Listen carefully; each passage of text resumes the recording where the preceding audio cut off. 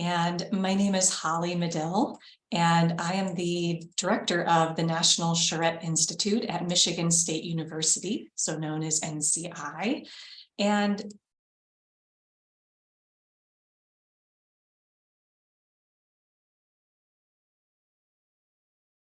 I want to welcome you to this webinar. We're going to feature and explore how a community engagement technique called a charrette can be used in participatory research. I'm very pleased to have colleagues join with me in this discussion today who have practiced that and featured it in their research. And so joining me from Tulane University, Ihab Maselli, professor in the Department of River Coastal Science and Engineering, and Linda Nubani, assistant professor of interior design in the School of Planning, Design, and Construction at Michigan State University. They'll give you a little bit more introduction about themselves as we get into the webinar later today, this morning. We are going to be you'll notice that we don't have any Q&A, so feel free to put questions, resources into the chat, and we'll continue to monitor that through that time, and we'll also make sure that there's time for it at the end.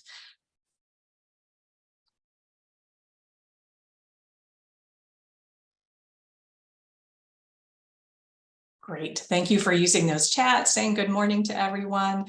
Keep that rolling, and we'll continue to monitor that as we go. So this morning, for those of you who are new to NCI, NCI was founded in 2000 in Portland, Oregon as a nonprofit with a mission to train practitioners to help communities achieve self-transformation using the method of charrettes.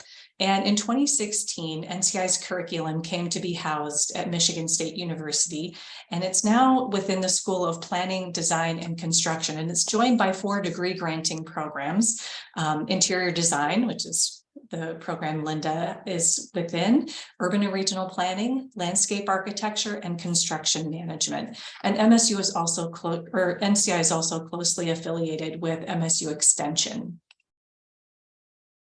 In addition to conducting charrettes and helping others work through theirs, we provide certificate trainings on how to prepare for and conduct charrettes. And we have trained over 3,500 practitioners all over the globe, including researchers too.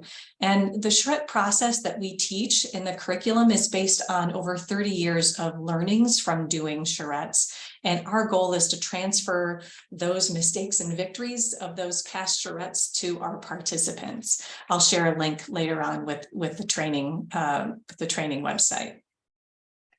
So you might be wondering where this word charrette comes from, in addition to what on earth it is. I'll talk about that in a moment, but it comes from the École des Beaux-Arts in France during the 19th century, when proctors would send around a cart, French, to collect final drawings while the students were finishing up their work. And oftentimes, I'm sure no one here has ever experienced this, students would be on the cart finishing their work as the cart was going down the cobblestone street. So you can imagine maybe those finishing final touches may not have been fantastic with all the rumbling. But today, the term is used to describe the final intense work effort expended by art and architecture students to meet a project deadline.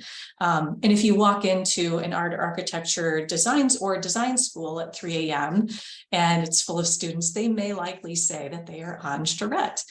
And so the NCI charrette combines this creative, intense work session with a collaborative public workshop for a design-based public involvement. Bernstein's quote at the bottom of this slide highlights how time compression often produces creativity. The idea is to push us beyond our limits and to use this pressure to use the creative process. And while, yes, that happens in the charrette, I also want to acknowledge the rub with dominant culture urgency that's created through the process. And there are lots of ways that people describe the charrette process. NCI has a really specific definition that we use for this process, characterized by the 4 things on the slide there. Co-design, what we mean by that is we bring together stakeholders, which we often refer to as context experts. They're the ones with the lived experience that they're bringing to the table. decision makers, and content experts. And they're all developing a solution together. We like to have 3 feedback loops within a charrette, within a public charrette, because touching base with the public 3 times allows us to get it wrong twice and fix it. We believe that charrettes need to be collaborative, they need to be inclusive, they need to be multidisciplinary. And we think about the problem holistically, bringing together all of the disciplines needed to think about and solve a problem.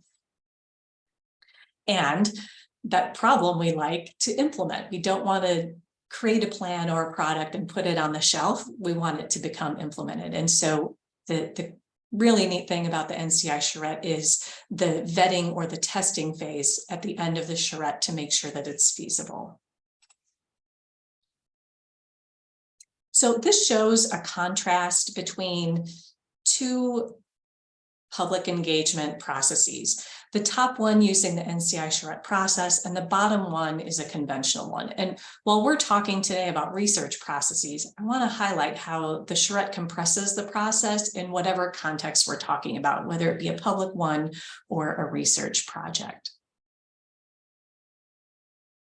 And these are some strengths and benefits of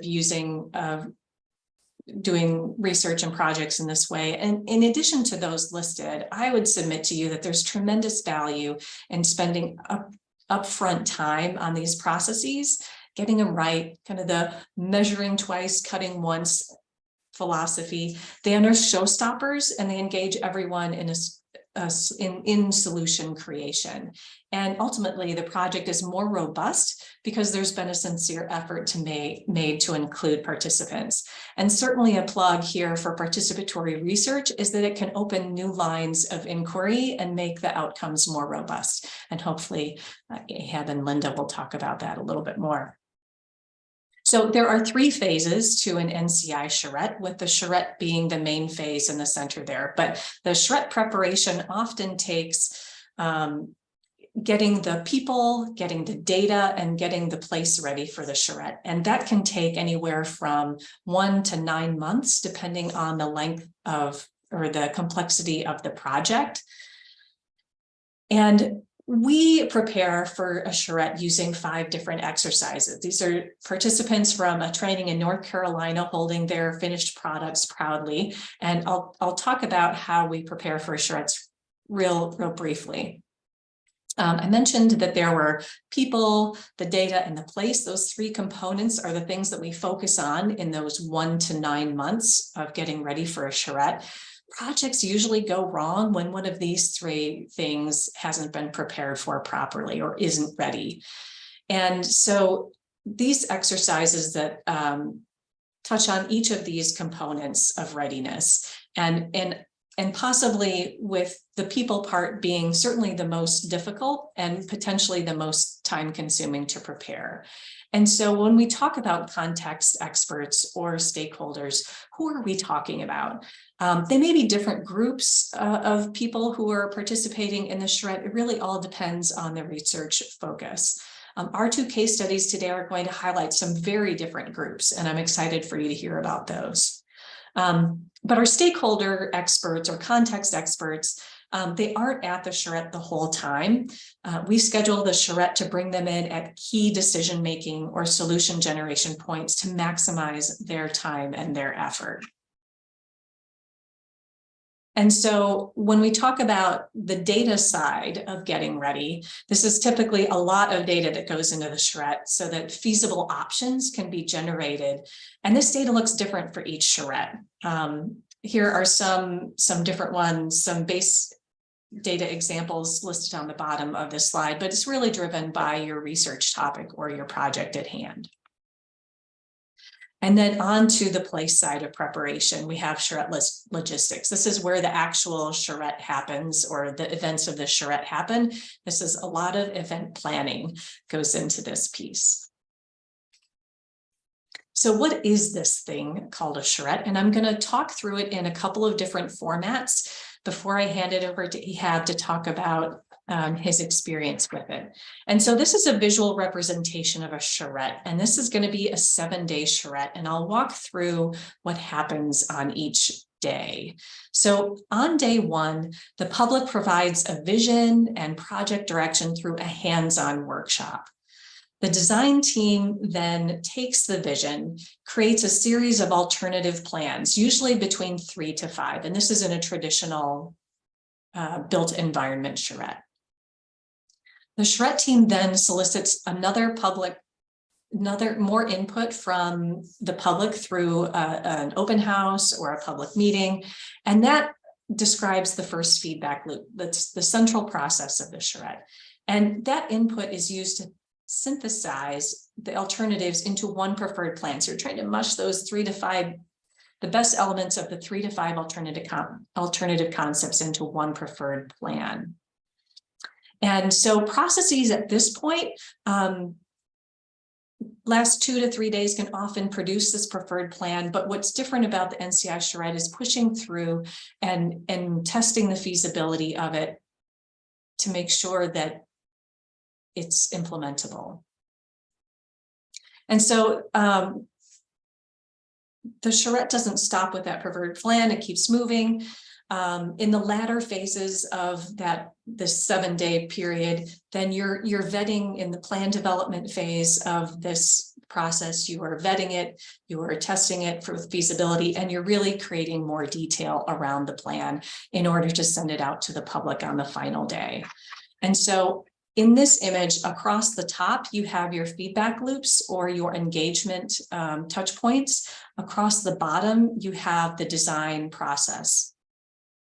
And translating this this illustration into an actual schedule, this is what an NCI charrette 7-day charrette schedule might look like.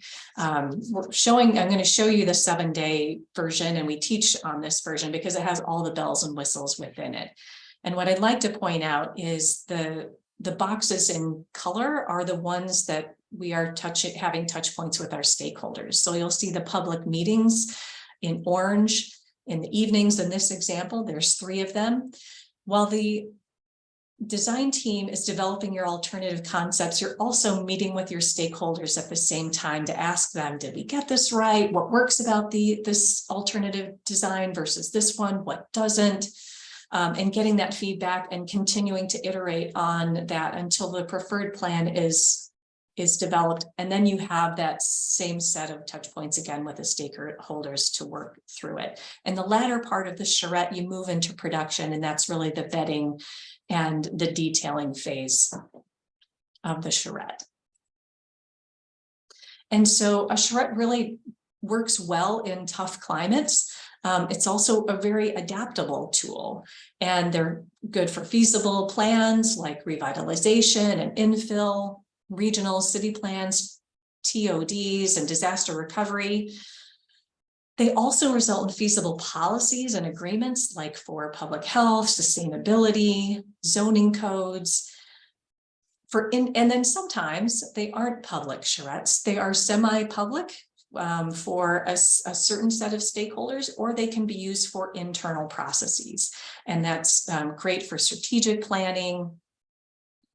And then lastly, and the feature of the next 2 presentations is around adapting it in applied research and participatory research processes. And so I think, see one more time. So I'm very excited to be here with you today, and I love having conversations about engagement. So please feel free to reach out to me.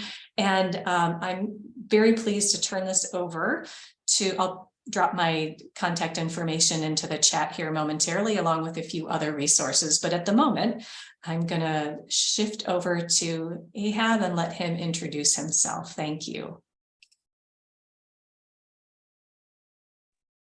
Good morning, everyone. Everyone can hear me okay? All right, I'm Ehab Misalhi. I'm a faculty at Tulane University, Department of River Coastal Science and Engineering. And I'm a civil engineer by training. Went for my graduate school at the University of Iowa, and then I moved to Louisiana. And in 1997, I have been working in coastal restoration in the coastal area in Louisiana and the Everglades in Florida since then. And so I will go ahead and share my screen.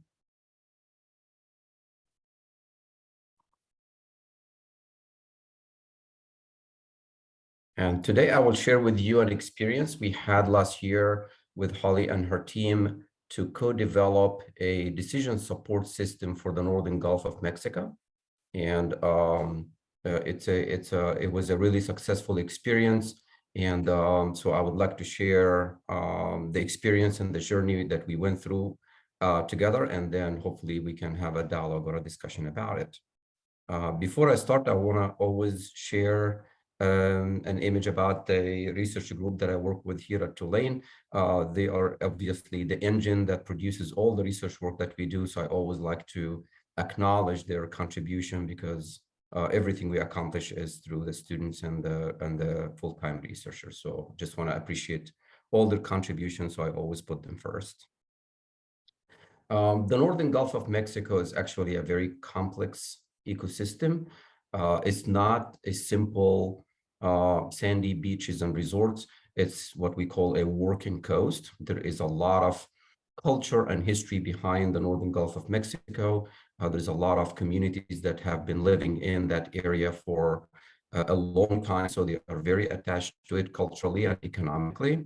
There is a lot of intensive industries there, oil and gas industries, navigation, a port system, a commercial fishing, recreation fishing, and obviously a very valuable ecosystem in itself. That makes managing the resources of the Gulf pretty challenging. There are a large number of federal agencies, state agencies from the states of Alabama, Mississippi, and Louisiana. They are all involved. A lot of private ownership. About 85% of the coastal Louisiana area is owned by private owners, so which makes things very challenging when we try to implement any restoration strategy, because the conditions that are conducive for one aspect of the coast is obviously not necessarily aligned with something else. So that's where the motivation behind developing a decision support tool to try to meet that challenge as much as possible. There are a number of rivers that bring in fresh water, sediment, and nutrients. A lot of the runoff from the agriculture that happen in the Midwest of the United States makes its way ultimately to the Gulf. And it's one of the key things that we need to understand is how the pathways of these fresh water interact with the salt water of the Gulf.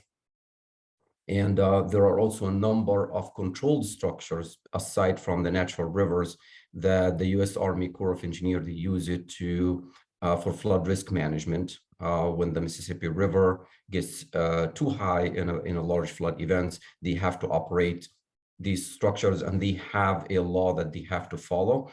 But that law or that policy has been set in place since the 1960s. So it's really, I wouldn't say it's pretty rigid, but obviously we know a lot more today than we knew back then.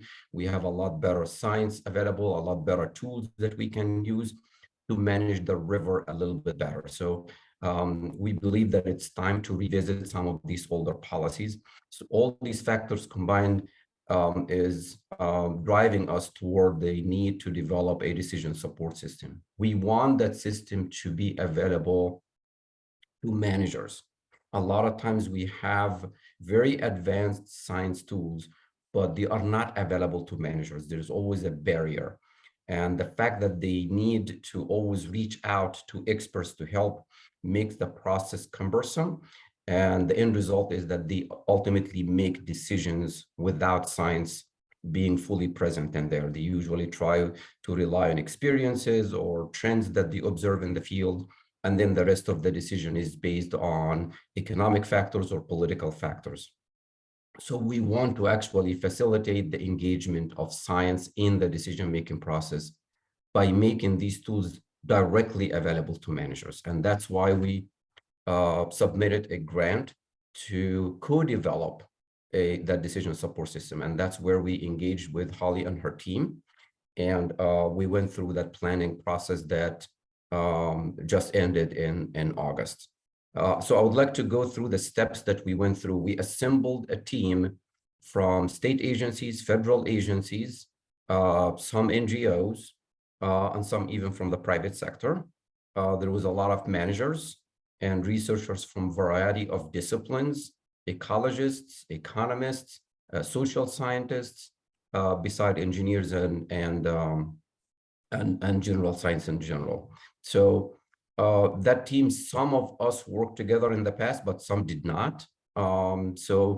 Holly and her team designed several steps for us to actually engage in a productive dialogue. So immediately after the kickoff meeting, where we all started to meet on a regular basis, we had our first meeting, which is called knowledge sharing, which basically everybody came in and introduced themselves, but in a little bit depth, to share what their experience is, what their role in their respective agency is, what's their interest in a decision support tool.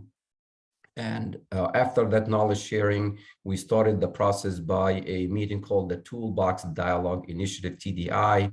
And in that meeting, we actually started to learn how to actually work collaboratively across different disciplines. And that was done in preparation for the primary meeting of this entire planning process, which was the design charrette. The design charrette in our case was virtual because it was during the pandemic. And we were a little concerned to have a 3-day, pretty extensive meeting, long hours, and it's all virtual. And interestingly, actually, it worked out really well. Number one, people were not distracted by travel planning and any issues with flights, cancellations, and so on. But also another factor that helped, the virtual environment actually encourages people who tend to be shy, who tend to be not fully engaged when it's a meeting in person, and we have some of these dominant personalities. I think the virtual environment actually helped ease that. So people were quite engaged, and we were quite happy with the level of engagement from everybody. We tried to include some periodical breaks and so on, so that we don't lose the energy. We made it as interactive as possible and dynamic as possible, so people don't check out. And we were quite pleased with the level of engagement that we had. After the charrette, we started to have focus group meetings where we really started to put the nuts and bolts, because our ultimate deliverable was a conceptual design. And amazingly, we walked away from that with a design of what that system should look like. And based on a lot of input from the managers who were the targeted end user of the system, they told us in terms of utility, they want something that gives them real-time or short-term forecasting, so that they can know in any day the conditions in the Northern Gulf for the next 10 days, let's say. And they wanted to have information about specific parameters. They wanted to know the salinity regime in the next 10 days in different areas. They wanted to know the sediment concentrations. They wanted to know whether or not there are water quality concerns that will perhaps lead to beach closures, for example. They wanted to know whether or not to move their oyster beds, because some of them are mobile and they can move them around if they know that the salinity is not going to be conducive for them. So they wanted to use that system for real applications and respond to these emergencies. They also wanted to have a system, which is that mode B in here, that give them information about what if scenarios. So they wanted to envision a lot of questions that they have in the back of their mind. What would happen in 10 years or 20 years when sea level rises by a certain amount? What would happen if we have a lot more flood and drought events? What would happen if we have a lot more storms that are more intense? So they wanted to look into or have a long-term view of how the system would respond to climate change scenarios or specific weather scenarios. And they wanted to also know what would happen if I put a specific strategy on the ground, how the system would respond to that. But they wanted these answers quick. If it will take months to get an answer, they usually would move forward with their decision anyway. So they wanted something to be very, very fast. And that's why we decided that in mode B, we will actually sit down with the managers, solicit all their possible wish list of scenarios that they wanted to do. We will do these simulations ahead of time, uploaded in a pretty extensive database, and then they can simply query through. So it's going to be basically a data search through all these possible scenarios. We envision that we will have hundreds of them that they can actually query and gain a good understanding of how the system would respond to different stressors.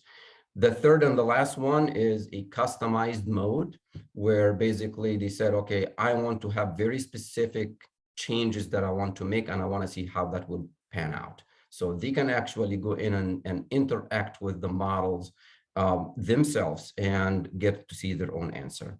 So these three modes in here came from an extensive dialogue with the managers of exactly how they want to use that system, and how can it be there in the proper time to give them information.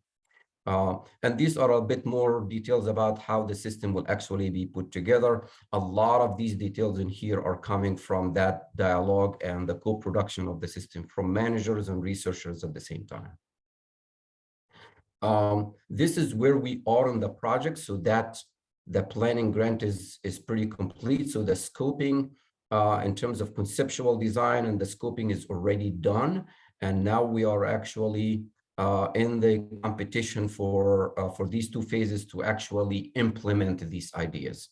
And we are going to adapt something called agile development, which is very iterative process.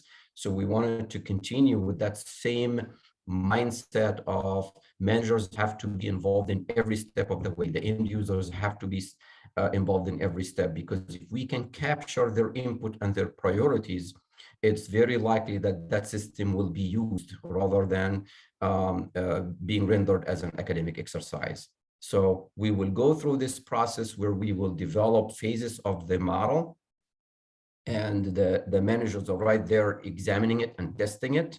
And if it is not meeting their priorities, we have a lot of opportunities to adjust. So there will be an adjustment and iterative process here until it is satisfactory and until it's functioning in the way they want.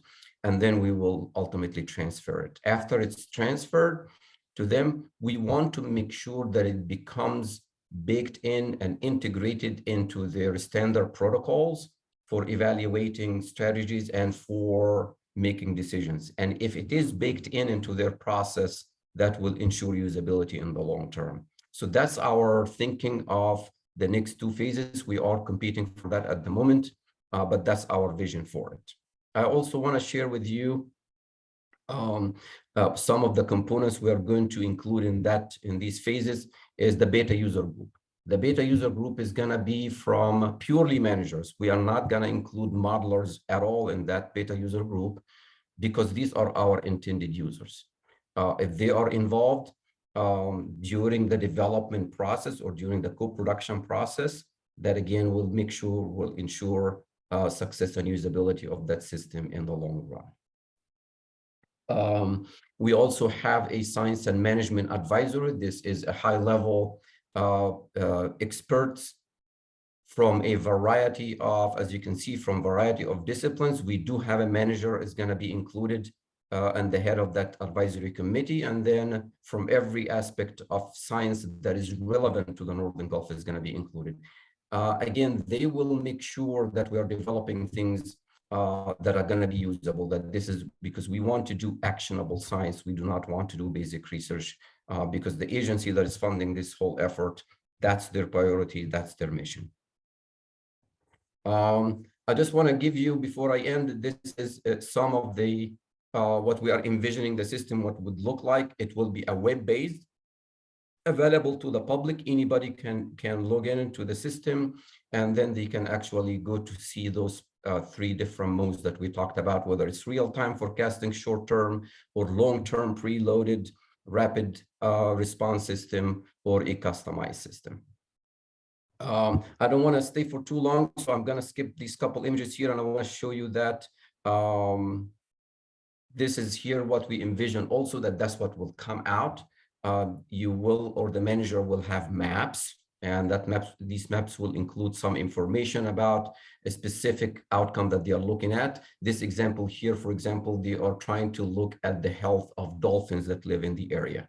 And we do have some metrics in terms of the environment that affects the health of dolphins. So we wanted to see if some of the decisions that will be made, are they going to have positive or negative impact on the suitability of the environment to dolphins. And they will have to select different specific scenarios here, what sea level rise rate do you wish to use, what kind of strategies that you want to implement, and they will run the model. They will get the output, and then they will go to view a scorecard. So they can actually dive deep into the physics and the ecology that will come out, but they can also look at the results in a very synthesized and summarized manner in something like this. And that's what we are envisioning, that it will help the tool to provide the outcome in metrics that are pretty conducive to the decision making process. So if they are interested in economic metrics, that they can look at number of jobs that will be created or lost because of a specific action. They will look at impact on oysters, if it is positive or negative, impact on the dolphin habitat, if it is positive or negative. There is always a trade-off. It is not going to be possible. I can't imagine any scenario that we will come up with where everything is green and everything is positive. There will always be some positives and negatives. And that is the importance of this system, because it will help quantify the trade-off. So that before they make the decision, they need to understand if that trade-off is acceptable. Again, they can compare different alternatives. And here is another example that often is faced. Both alternatives are obviously have a lot of negative impact on them. Some are less than others. And that's really the key here for the term trade-off. This scenario, for example, here will actually reduce the dolphin area or suitable habitat by 80%. And some of them are real numbers, some of them are just synthetic numbers. There is another strategy that you could do that will not be as damaging. And unfortunately, that's the reality that we deal with. Sometimes all options in front of us are going to be damaging. We just need to understand and quantify those impacts to pick the least damaging. They will have some positive outcomes. And sometimes when you try to reduce the negative impacts, it also reduces the positive impact that you are coming up with. So the point is that system, we believe that it will be helpful because it will give quantitative metrics to decision makers, and all that is coming. I want to pin it back to the importance of that planning process, including the charrette, which was the key step in there. That the more we engage with the managers, the more we co-produce these products with them, the more likely that they will be actually used from day to day. I'm going to stop here, Holly, and then we can open the door for questions, so I don't take too long. Sure. Thank you for sharing that. There's a couple specific questions. One around the different phases and how long is allocated for phase 2? Really good question. So they are pretty eager for us to define 2 timelines: timeline of the tool development and timeline for the decisions that are pending or based on the tool.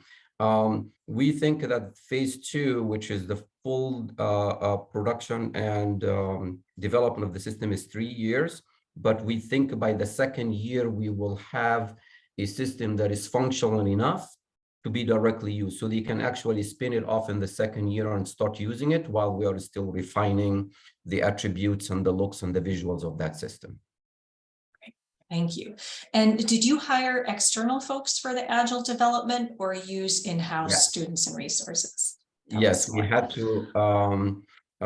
We have in the team a lot of universities, but we also have some professional entities that are specialized in developing the interface, because the interface and the graphics itself and how to create that interface to provide access to the managers is key. Because the engines themselves are very sophisticated and we want to remove that barrier by creating an interface that is friendly, intuitive, and visual. Great, thank you. I wanted to highlight real quickly too. So this is an example of not a full public charrette, but more of an internal one, but with a few different kinds of stakeholder groups. And one thing that we tried with the charrette was at the very beginning, engaging in that toolbox dialogue initiative and kind of marrying those two processes, I think was really successful. And the toolbox dialogue initiative really got the different disciplines that everyone was coming from to talk across in the same language and understand where the project was going, even though there was a lot of, I don't know, what would you say, vagueness and uncertainty about the future of where we would land. It really was a useful tool in helping bridge that divide. Yes, and I don't want to give the impression that it was very smooth sailing. It was rough, it was rocky. Because it is reflective of the nature of the Gulf. There is different groups and they think very differently and their priorities are very different. In fact, not only different, they are opposing. Conducive conditions for navigation is very detrimental for something else and vice versa. So, and that's why actually it is important because of these desperate interests and views and objectives. It makes it difficult to find silver bullet solutions. They don't exist. So people have to accept the fact that it's going to be a trade-off and it's going to be a compromise, even though that word does not sit well with a lot of people, but it's reality. Yeah, great. Thank you for that. I think that might touch on another question about the training and how to work collaboratively. I can speak to that at the end. Any other questions? I don't see any in the chat, but I want to invite some for Ihab in this project.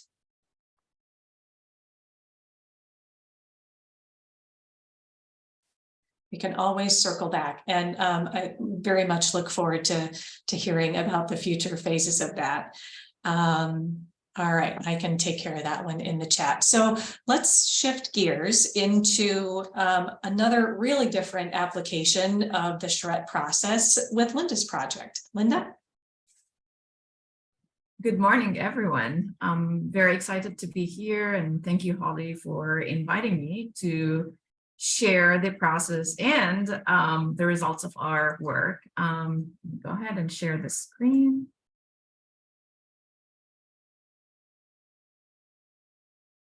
Can you all see my screen? Looks great. Okay, great. So today I'm going to speak about our work with the City of Lansing in relation to co-creating crime prevention strategies. So I'm going to say it in a story, and a story that has hopes and a good ending. So let me put that forward. So I'm Linda Dubani. I'm an assistant professor in interior design at the School of Planning, Design, and Construction. I'm also the coordinator of the CEPTED program, which stands for Crime Prevention Through Environmental Design, also at Michigan State University. So this work was in collaboration with the National Charrette Institute.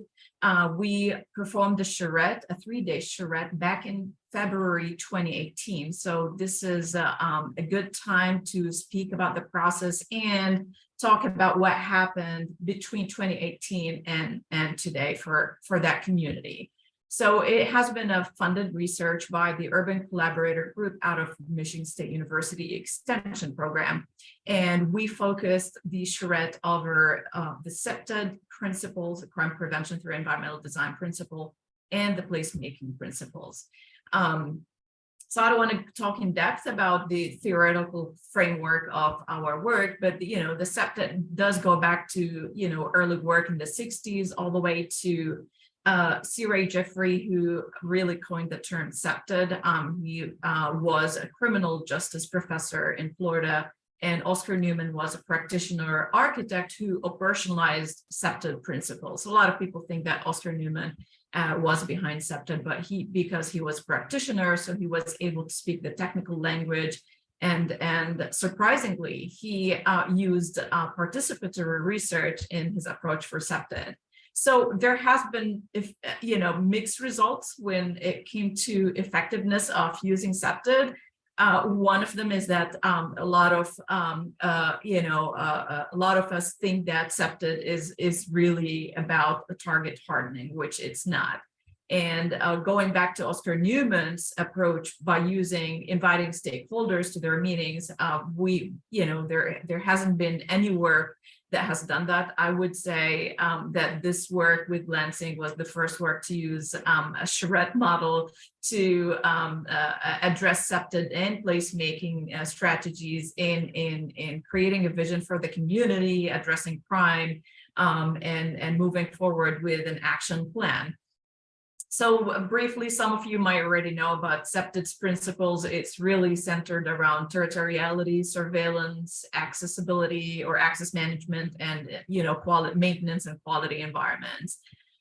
So this is our case study for the Charrette. So it's highlighted by the red border. It's the Pleasant View neighborhood in the Southwest Lansing area. This neighborhood, I would say, historically has been experiencing high levels of violent crimes. I would say the violent crimes averaged at 15%. So it contributes to 15% of the violent crimes in the city. And it's a qualified opportunity zone.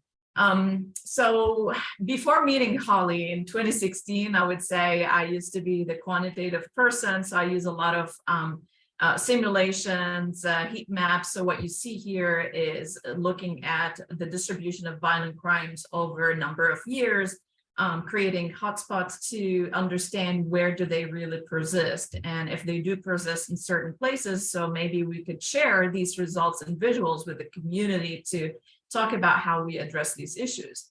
But one more thing that we wanted to also look for was the shots fired. So FBI looks at violent crimes and property crimes. So they usually seek those types of reports. Violent crimes would be homicides, assaults, all types of assaults. Armed robberies would also fall under violent crimes.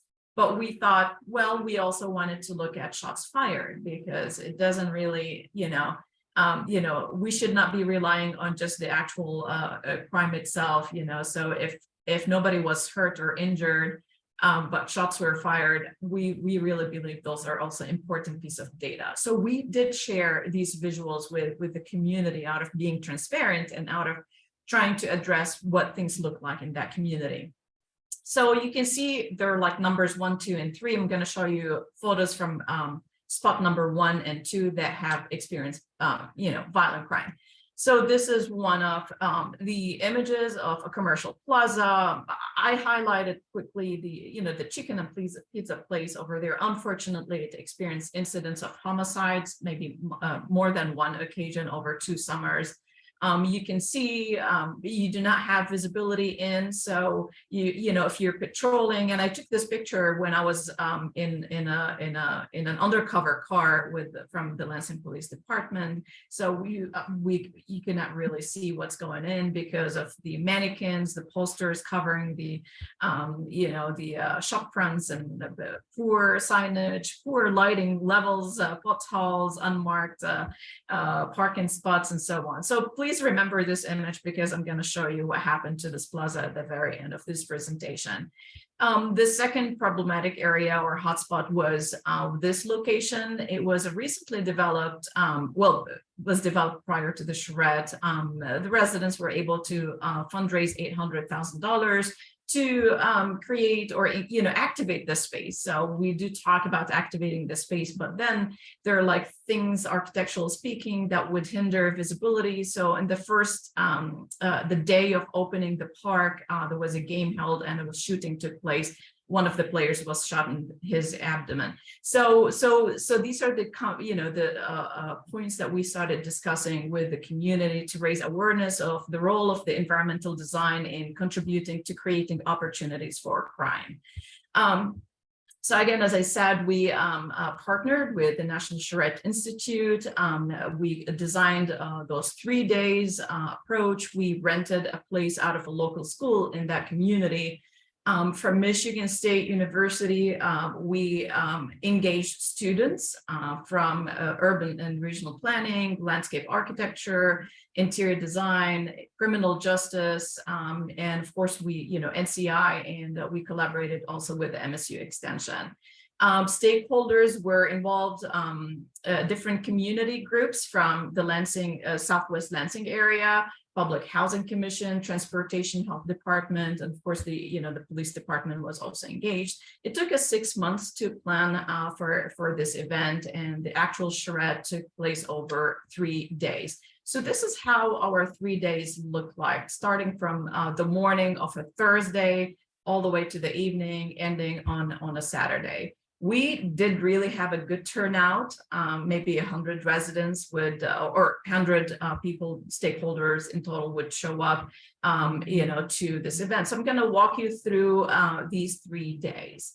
So on day one, as soon as you get into the hall, so it wasn't we also rented at the gymnasium part of the school, so it was large enough to accommodate that many turnout. So as you walk to the hallway onto the facility, people would be engaged with those exercises. So how would you describe your community now?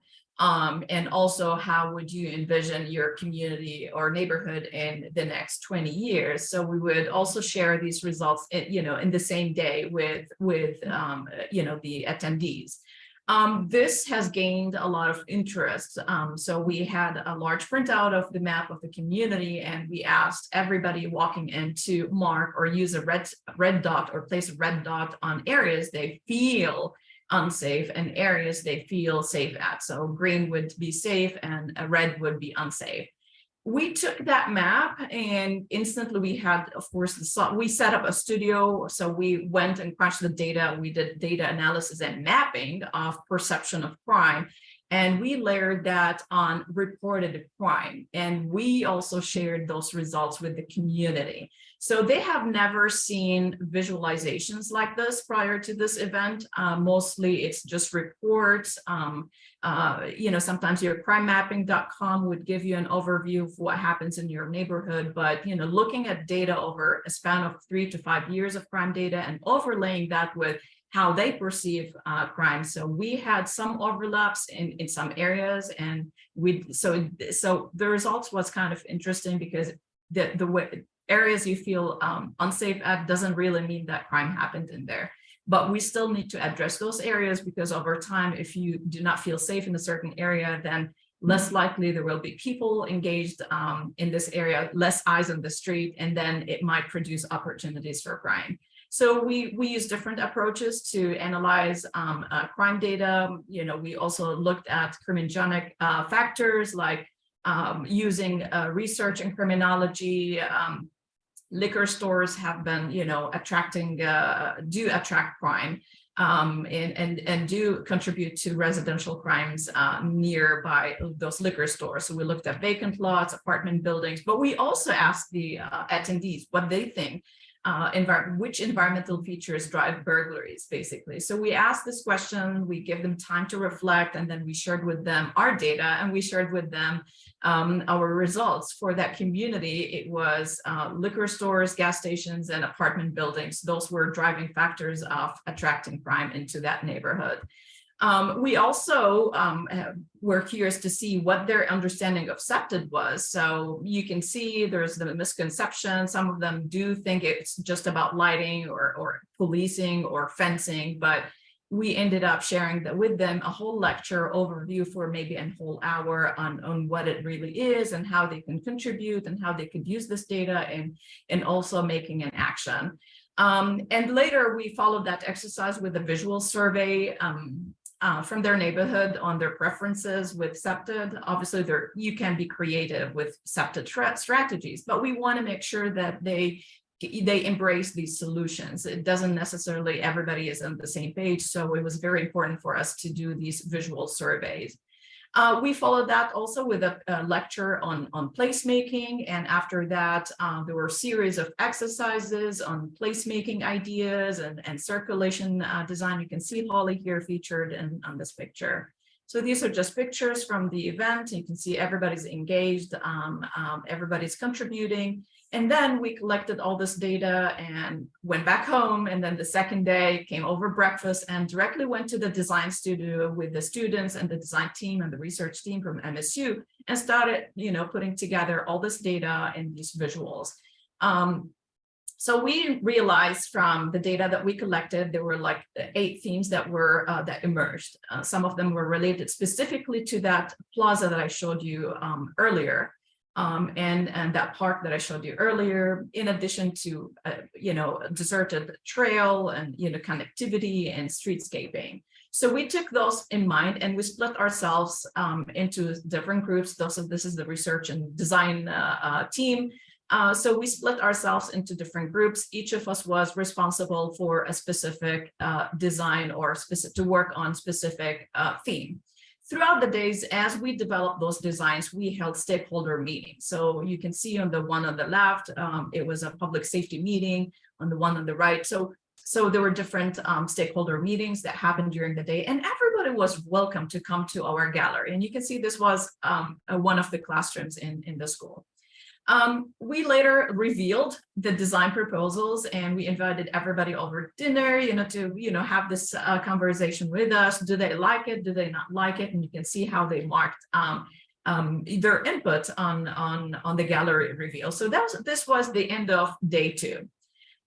We went back home and came back the following day, early in the morning. We took all this data and we started adjusting the design theme to create the final vision for that community. And then we created the final gallery reveal. It was very well attended. These are some of the proposals. So here's the existing. A lot of them mentioned there's a lack of bus stops, the weather, the snow. So we have to design something that brands that neighborhood. Here's a neighborhood bus shelter. Here's a typical street from that neighborhood, and here's our vision to enhance that street with big fencing, enhanced lighting, maybe some planting and landscaping, enhancing the visuals would all contribute to creating a safer environment. This was our vision for the Holly Park. Everything that you see here was an input from, the neighbors. So we looked at lines of sight. We looked at transparency, in restrooms would be transparent. Kids area would be monitored by parents area. So everything was, had a really good line of sight for that safety aspect of things. The abandoned rail track, this was the proposal for it, turn it into something more exciting and help in connecting areas within the neighborhood. We also looked at a vacant school that was once attended by Malcolm X. So this was the existing and the proposal. So this has been vacant for many years. So we wanted to turn that into a community center that hosts a variety of programs. And again, those programs were given to us by the community to address their needs, teaching how to find a job, how to put together a CV, or teaching how to put, cooking classes or art classes, so access to health. So a lot of these issues were brought up during the charrette, and we created that vision for it. So this shows you the existing and the proposed. And these are also images from that school. We did evaluate, the charrette, and pretty much, not surprisingly, everybody felt they're respected. They felt that they were welcome to share their ideas. They were listened to. Every exercise was helpful and engaging, and it changed the way they address some of the issues. It was like an eye opener for them. So next steps, we did put together thorough reports that will help the community write grants, pursue small and larger grants, and we have been engaged with the grant writing process as well for several years, actually, since the day of the charrette. So, some of the next steps would be looking at some sort of a language. So SEPTED as an ordinance is on the table, is in the discussion at the city council level. We looked at, input, put together, the programmatic needs for that community. I'm just gonna slide through these slides quickly. So I want to share with you outcome, what has been happening since then. So this is like the happy ending of the story. So division that we created for all the different areas that were identified as potential needs or opportunity for a community. So the Malcolm X school was adopted by a developer, Ferguson Development. They committed $16 million to develop the school. So, and we opened the grounds last year. It will have everything from, helping people out of loans and community classes, access to health, access to so many different resources. Of course, we followed after the charrette with a survey to see whether, what is it that they need. And we tried to address all of these needs in that building. This is the commercial plaza I showed you earlier. I have to say, it was an honor to work with the community. They were persistent. They wanted to do, to have an actionable item. So they all came together and started working on improvement of these different areas. So this is the before, and this is what it looks like 3 years later. So. And this is probably a picture from last year, but today there's an artwork that stands over here where the gray area is. So the artwork, again, we developed another charrette afterward to see, we recruited local art. We invited local artists to come and contribute to what that artwork is. So we received also further grants to develop the artwork. It is now theirs. I'll show you a little bit, another picture of it. Here. So on the left side, you can see this is the community. They come together. They started painting over, the barriers, planting the barriers with landscaping, fixing the facades, the signs, the potholes, the parking lot, the lighting. And here's a part of the artwork that came in later. Here's another, again, this is a lot of this efforts is part of the community. So all the business owners have embraced these changes. There were some funds available for materials and so on. So this is the before and after images. Here again, before and after images. Here's the before and after images. And here's the plaza. This plaza is also under development. So there's looking for further development, to create a park as well. So that's also coming along in phases. Also, since then, we have received, we also give training in SEPTA. So we have received several members from planners and even from the Lansing Police Department who joined us for a 3-day SEPTA certification. So we also speak in length about the charrette process, but we also speak in length about what SEPTA is and how they to promote a better understanding on how to implement those in action. And since then, I have been monitoring violent crime for that intersection. There, I would say 1 year, of course, we need 3 years after intervention to measure crime, but 1 year after, the improvement that you saw on that plaza, I saw a 10% reduction in violent crime. So this is really great. And that concludes my presentation. I'm sorry if I talked fast. I had over almost 70 slides in there, but. Thanks so much, Linda. There are a few questions here that I want to make sure that we get to. Maybe one of the easier ones while I try to figure out where I am in this list was, were most of the people who participated live in the community? And yes. Yeah, I thought so.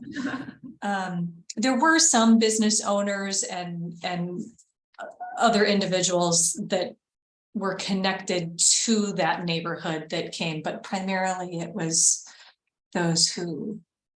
A lot of people attended the workshop, and some of those who attended the workshop were also families of victims. So they, they experienced those tragedies, and they set up foundations since then, that promotes, positivity and trying to also add mental health resources as well to those in need. Thank you. Linda, there's a question about how this differs from a typical CBPR meeting. So maybe you can help define what that means and what a typical community meeting might look like and how this process is different. So what is CBPR? First, let's start there. It's a participatory research approach. Okay. I believe we touch on that by trying to invite all the stakeholders to contribute to the vision.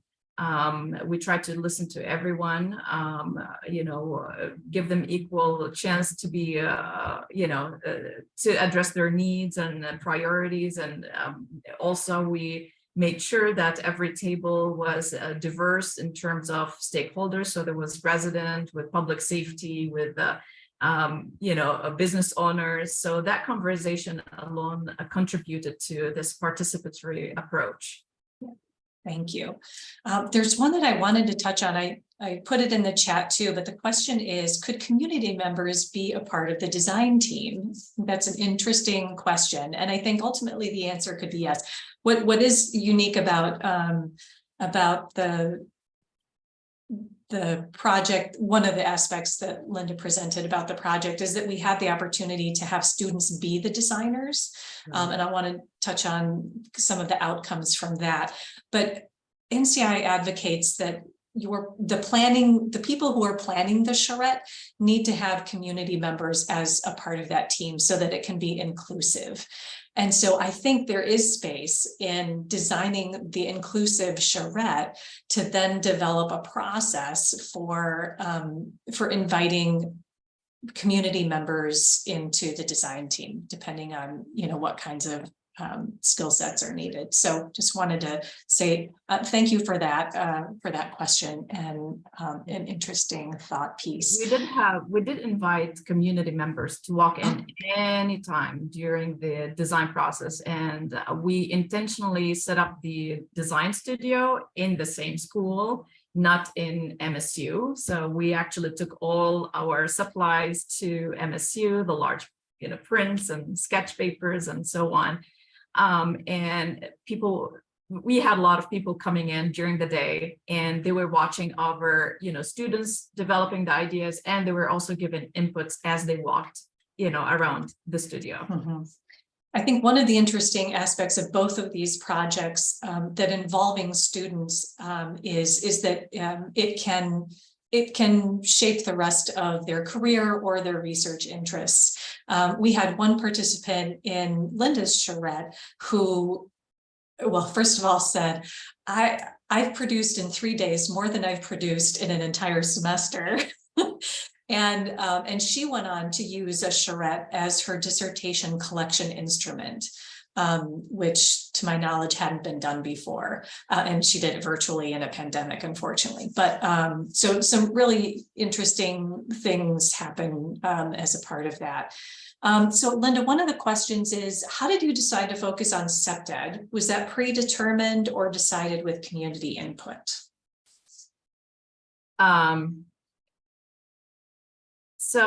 A tricky question. So I define myself as a SEPTED person. Mm-hmm. I've been practicing SEPTED for many, many years. My PhD was on SEPTED.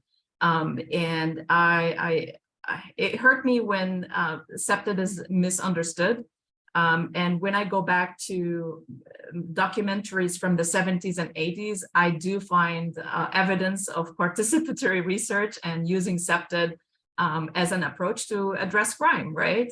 So SEPTED is a philosophy.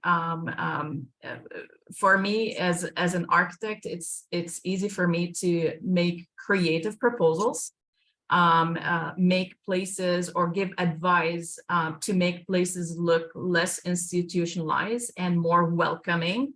I do look at everything from the impact of color on psychology and mood, and the impact of accessibility, impact on line of sight. I do use also visual simulations that I didn't for the interest of time I used it for the charrette. So it was predetermined. When the community came, obviously they had different definitions of SEPTED. but after the lecture, they had a better understanding of, oh, okay, it's more welcoming. It's really using design creatively. Okay, so I'm not sure if I. Yeah, and I think to add to that, Linda had worked with the city of Lansing for quite a few years on data analysis. And what they had found is that even though they were policing in some of these areas very heavily, it wasn't making a difference in the direction that they wanted things to go. And we're looking for a different way of helping the neighborhood. That's true. So, and there's a question about, were there any efforts to get a random sample of community members or recruitment of community voices whose efforts were aimed at increasing equity of representation? That was one of the limitations post Charrette and our debrief that we talked about, that we would have liked to have seen more of that representation. And in all truthfulness, this Charrette happened like really fast, and we didn't have a ton of time to plan it. I think we started conversations in November, and it was happening in February. So had we to do it all again, we would have spent more time outreach in the community, in reach, building those relationships, and inviting people together. So I believe we used different outlets, from Facebook to, I remember crashing into the community meetings several times. They're constituent meetings too. So that's where, we did that several times to promote, please come, we're doing this. And we had to do a little spiel of what SEPTA is. So I remember we did that as part of the recruitment strategy. The mayor posted an announcement on his Facebook as well, to invite community members to join. But yes, if we had more time, we would have had more turnout. The city planning also office, the neighborhood, Andy Crawford, at the time, she was the director of the neighborhood, what is it, revitalization office? What was the name? I'm sorry. Neighborhood revitalization, I think. Right. Yeah. So also she used that platform to promote for, for the event. We also, we did offer transportation as well. At the time, maybe the city did, for those who need to come in. The school was really located within a walking distance. It was accessible, so we made sure, those, we're in the project, we're in the venue. We did not compensate community members. I see a question about compensation. We offered drinks throughout the day, snacks, and we offered dinner as well. Actually, there was breakfast in the studio all day, and then there was dinner every day. Yeah. I want to get to one question that asks about community meetings held in 3 consecutive days, and are there examples of fact-finding and gathering input in smaller segments? And remember, I guess I would say the 3 phases of the Charrette. The Charrette is the main event, but in that preparatory phase, there's a lot of stuff that can happen. In Ehab's example, we had a knowledge sharing conference. In Linda's example, she had 3 years worth of data, but we often do interviews and focus groups as a part. And I think we did focus groups with Ehab too. That those are pieces that count in that NCI would count in the Charrette model. It's in the preparation phase to inform the Charrette when you get there. So all different kinds of things.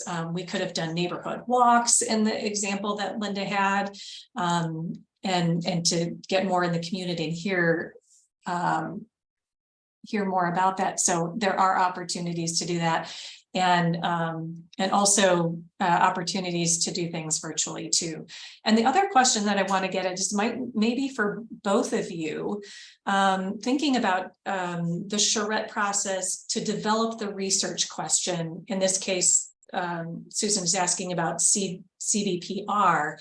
But one question that researchers can struggle with in embarking on CBPR, researchers have often at least a loose idea of a research question, but then struggle with it, not turning in a research-driven project. I think the Charrette could help the research stay closer to an authentic CBPR process, or in this, Ehab kind of translating that to your project too. Good comments, yeah. Okay, other questions? So the question on funding. So the funding for the Malcolm X School was funded by Ferguson Development, owned by Joel Ferguson, a long time Lansing resident who has great passion for the community, and he's a resident for the Southwest area. So he committed, or as a developer, committed $60 million for this project. And I have been serving as an advisor with weekly meeting for the past year and a half on making sure we are connected to the community, and we're making sure that the community needs are addressed in that development. All right, and maybe one more about community members' ownerships in communities. I don't know if it's a specific question about this neighborhood. Are they taking the lead more in this project area? Yeah. Yes, they do, and they raise a lot of money through what they call the spaghetti dinners, and they're very active about it. They meet about every 2 weeks, putting together the action group and calling for volunteers from across the community. So they've been active on volunteering on a bi-weekly basis, which is awesome. There was a question about if slides would be available. I'll connect with both of you and talk about that post webinar. This is being recorded, and I will send out the recording after it's transcribed and closed caption. Are there any more questions?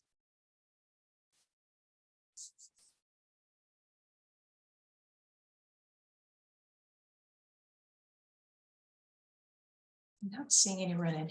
Ehab, Linda, would you be willing to share your emails in the chat in case anybody wants to connect with you? Absolutely. I just want to say it's been such an honor to work alongside of both of them in their work, and so fun to see where that's gone in a lot of different directions. And thank you both for your time and sharing your work with us and answering our questions, and for being willing to continue to have more discussions with folks afterwards. So I think we'll end a little bit early. If you have any questions, we'll stay on here for a moment, but otherwise we'll end the recording and the webinar at this point. Thank you so much.